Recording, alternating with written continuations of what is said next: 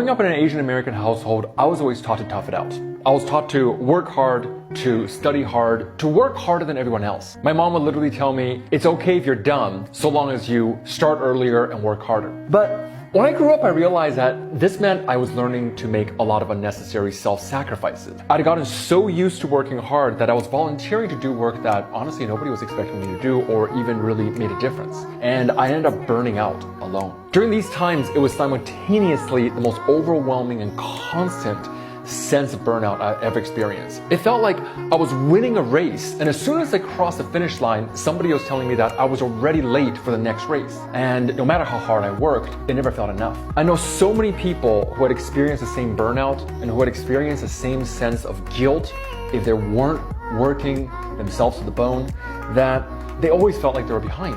And even worse, it was clear that they weren't really getting anything out of it. They weren't getting all the best promotions in their work. They weren't necessarily even getting ahead in their careers compared to the people who seem to have known how to find the balance and, done what they needed to do, but also learn how to draw boundaries. And that was the most important thing. If we want to break this cycle, we have to learn how to set boundaries with people around us and set boundaries with ourselves by having a quick word with ourselves and go, okay, sure, we're good at working hard, but are we sacrificing ourselves because we need to be or because we expect ourselves to be?